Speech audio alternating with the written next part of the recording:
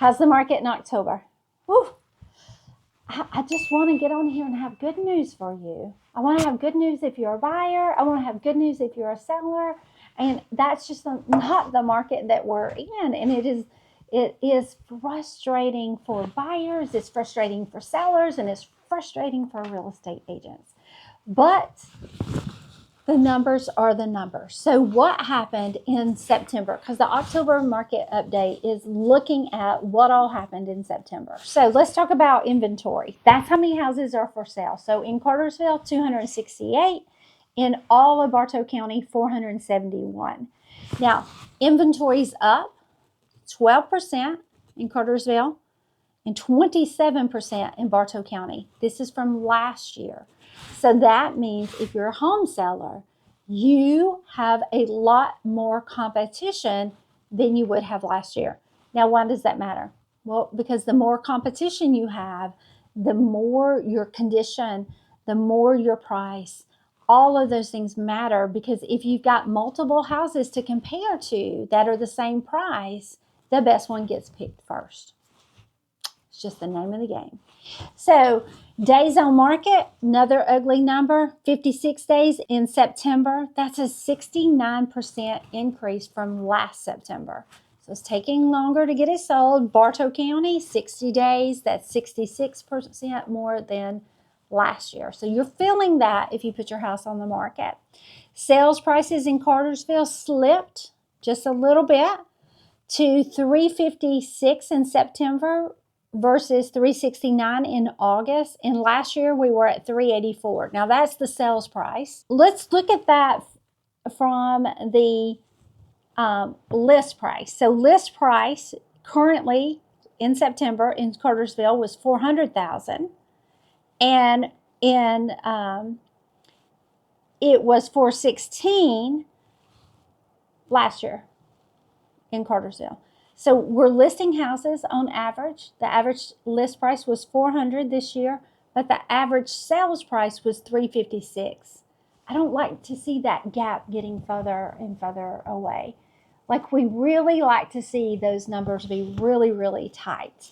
Now, does that mean homes are losing their value? No, we're not seeing that. What we're seeing is what I was talking about, is that condition, upgrades, things like that. So if you have 4 houses, let's just be really, really blunt. You have 4 houses that are for sale that are all 4 listed for $450. One's new construction. It's going to be on a smaller lot. Possibly it's going to look little cookie cutter in the neighborhood. There'll be a couple of plans. And then you have another one that is the exact same price. And it's in decent condition, but it needs a new roof and everything's original. So let's say it's like 20 years old. And then you got one that's been a little bit smaller, but it's got a bigger lot and everything's new. When people go to look at that, they're picking the one that the value for the money is the best for this current economy. That's why we're seeing new construction, and we're seeing homes that have newer roofs, that systems are updated and are in really good condition. Those are selling, and then everything else is kind of stalling. So where were we on solds? I feel like we were pretty good on units, because 62 sold this September versus 53 last September. So it's taking a while, but buyers are still buying. So that was in Cartersville. In all of Bartow County, it was 113 versus 119. So, unit-wise, we're still seeing the same amount of units sell versus last year. A little bit of difference, obviously 62 versus 53, so a little. But what we're seeing a bigger gap is that list price to sales price. So if you have your house up for sale, if you're one of our sellers, I really want us to have a conversation about, do you want to hold it or do you want to sell it? Because as we see more and more buyers kind of step back out of the sides and more sellers coming on the market, it's really changing the dynamics of how houses are selling. And the government shutdown, in my opinion, is not helping. Now, are we seeing any direct impacts? Yeah, a little bit. So we currently have a seller who their buyer is going USDA, and that's not closing until the government reopens and the USDA office gets caught back up, because they have to be the ones to give them the what they call a loan commitment, loan guarantee commitment from the USDA office. Remember, I'm not a lender, so if you have any questions on that, reach out to the lenders that you know, or the ones we recommend.